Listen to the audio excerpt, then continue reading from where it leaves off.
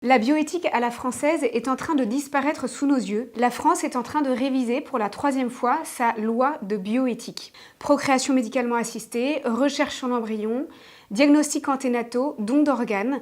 La loi est censée réguler ces pratiques et leurs dérives pour protéger la vie et la dignité humaine. La ministre de la Recherche, Madame Vidal, disait dans les débats que ce que la science rend possible n'est pas forcément souhaitable. En un quart de siècle, on constate que la loi de bioéthique française a dérivé et a légalisé ce que la science rendait possible. La recherche sur l'embryon humain est emblématique en la matière, emblématique de la dérive de nos lois de bioéthique. Vous savez qu'il se définit en termes scientifiques comme le processus vital, continu et organisé qui, s'il n'est pas interrompu, aboutit à la naissance d'un enfant. Vous savez que l'embryon est humain, c'est-à-dire qu'il appartient à notre espèce humaine. Il est la plus jeune forme de l'être humain. C'est la raison pour laquelle le droit international, européen, français protège l'embryon humain. C'est bien pour cela que la première loi de bioéthique, en 1994, a posé une interdiction absolue de rechercher sur l'embryon humain, a interdit que l'embryon humain soit entre les mains des chercheurs, mais 10 ans plus tard, en 2004, le législateur a cédé à la pression de certains chercheurs et a accepté que l'embryon humain soit l'objet de recherche par dérogation.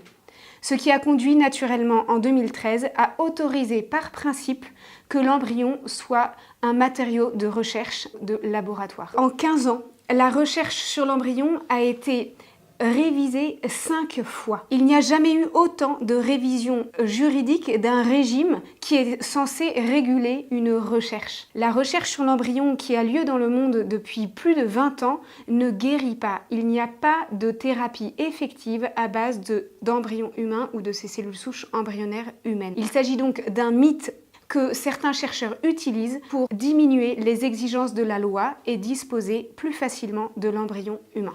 En 15 ans, l'embryon humain est devenu un matériau de laboratoire, détruit sur les paillasses des chercheurs. Trouvez-vous cela normal que la révision de la loi de bioéthique en cours prévoit d'aller toujours plus loin, prévoit d'expérimenter le mélange interespèces, la modification génétique de l'humain, la création de gamètes artificiels à partir de l'embryon humain et de ses cellules souches embryonnaires humaines? Il est temps de réagir, nous ne pouvons accepter un tel acharnement sur le plus petit d'entre nous.